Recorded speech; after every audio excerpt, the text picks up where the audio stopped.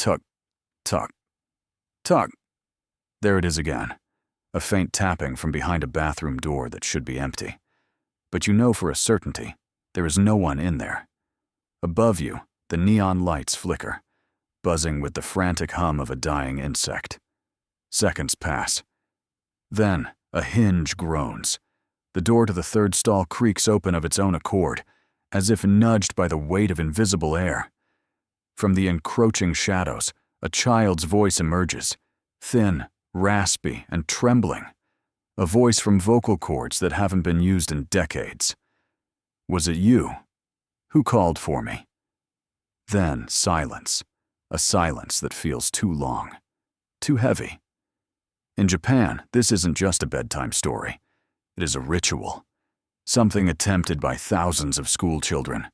Some run away laughing, dismissing it as a joke. But others, they never truly speak of what they saw. Because for some, their souls never truly left that stall. By day, the school is a living thing, a machine designed to forge the future. It is a place echoing with laughter, the rhythmic thud of footsteps on stairs, and shouts from the sports field. Everything seems normal. Everything seems under control. But this system demands one thing: perfection. If you are different, if you are weak, if you cannot keep pace with the rhythm of the machine, you are discarded. And that is where the true horror lies. When night falls, the anatomy of the school shifts entirely. Corridors that were once welcoming now stretch out, as if to swallow anyone brave enough to walk them. The lights dim, casting jagged shadows across the lockers. Every sound, a drip from a faucet, the groan of wooden floorboards, sounds far too close. In a far corner of the building, distant from the teacher's lounge, lies a place almost everyone avoids: the girls' bathroom on the third floor. Not because it's dirty, but because something is believed to live there. Something that refuses to graduate. Something that never truly left. Her name is Hanako-san. The story of Hanako doesn't spread through textbooks or television. It is a virus that lives in whispers. From one child to another, from hallway gossip to a test of courage that breathes through every generation. Why is this myth so persistent? Because the way to summon her is too simple for something that should never be touched. Enter the girls' bathroom, go to the third floor, find the third stall, knock 3 times. Then ask one single question. Hanako-san, are you in there? If there is no answer, you can breathe a sigh of relief. You are safe. But if a faint voice whispers back, yes, I am here, then you should turn and run as fast as your legs can carry you. Because the real story begins at that exact moment, and there is no guarantee you will like how it ends. No one knows for sure who Hanako was before she became something behind that door. But every version tells the same tragedy. She was a child who died in absolute loneliness. Some say she was a victim of World War II, a little girl playing hide-and-seek who ducked into a stall just before the air raid sirens wailed. She waited there, clutching her ears as bombs tore her school apart. She never came out. But there is another version, far more realistic, and therefore more terrifying. Some believe she was a victim of ijime, bullying. A child whose shoes were hidden every day, whose desk was scrawled with the words, "Just die," and whose laughter was stolen. She chose the loneliest, most neglected place in school to hide, because even a cold bathroom stall was kinder than the humans around her. Whatever the truth, one thing remains constant. She does not leave. She waits, not to be saved, but to be found. There is a story that one day, in the middle of autumn, a second-year student, let's call her May, decided to attempt the ritual. May wasn't brave. She didn't do it for clout or a dare from friends.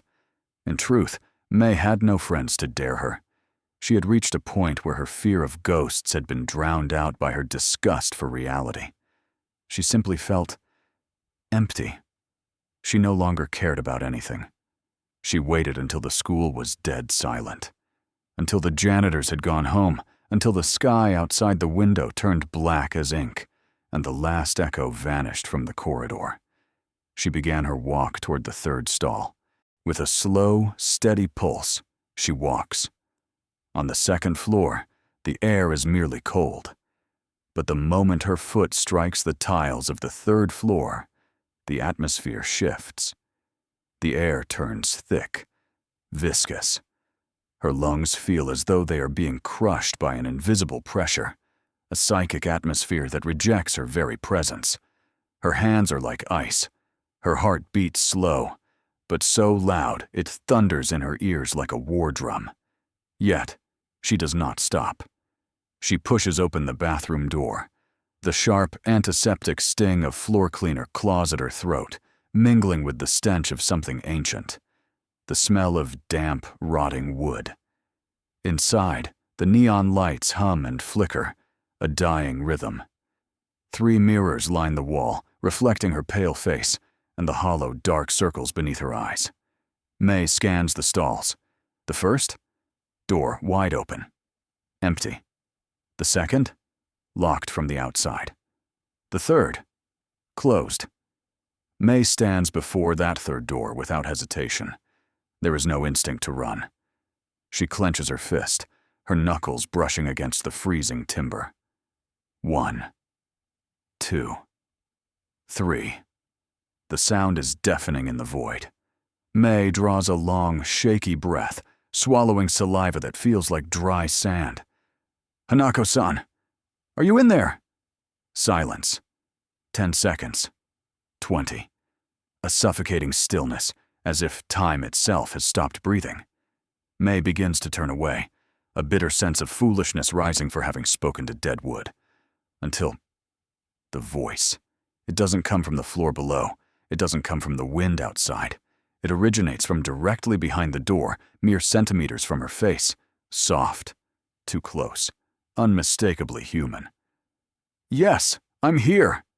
May's breath hitches. Her body turns to stone. Her primal logic screams at her to run until her muscles tear, but her feet are fused to the ceramic floor, driven by a paralyzing terror, or perhaps a twisted sense of empathy from one broken soul to another. She reaches for the knob. She turns it. The iron hinges let out a long, metallic shriek, a warning cry. The door yields, revealing a darkness deeper than any natural shadow. And inside, it is not empty. In the corner of that cramped, lightless stall sits a girl. She isn't a ghost. She isn't translucent. She looks terrifyingly real, terrifyingly physical. Her red skirt is stained with mud, or perhaps something darker. She doesn't move. She doesn't breathe. The air is sucked out of May's lungs. For several agonizing seconds, the figure remains still. Then, with agonizing slowness, the child tilts her head up. The hair veiling her face shifts. She stares at May. Her eyes are void, pitch black, no whites, reflecting a despair without a bottom. And then, she smiles. But the smile is wrong. It is too wide for a human face. The corners of her lips stretch upward until they nearly touch her ears, revealing a jagged, uneven row of teeth. It isn't a smile of joy. It is the smile of a predator that has finally found a companion to pull into the abyss. May never left that bathroom with the same mind. Her body may have returned to class the next day, but a fragment of her soul stayed behind in that third stall. Now, let us speak of a truth far more terrifying than any ghost story. Hanako is not a mere spirit. She is a mirror. She lives because she is fed by belief. Every generation tries to summon her because every generation births children who feel discarded, isolated, and destroyed. They are curious because, deep in their hollowed-out hearts, They want to know if there is another entity that understands what it's like to live in the dark. You might think this legend is for school children, but look around you. Look into the mirror. When the weight of existence becomes too heavy, when your career hollows out your spirit, when the expectations of your family tighten like a noose, where do you go? You seek a closed space. You lock your door. You weep in your car, in the office bathroom, in the shadows of your bedroom. Without realizing it, you have built your own third stall. You hide from the world, praying no one sees your cracks.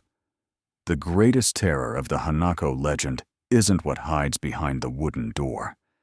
The true horror is the realization that when you knock on that door in the darkness, the voice that answers is simply a manifestation of your own despair. So, if one night the world feels too heavy, and you lock yourself in a cramped, dark room, and you hear a faint voice whispering that you are alone, do not answer. Do not let the darkness swallow you, because some doors, once opened from the inside, can never be closed again. Tok, tok, tok.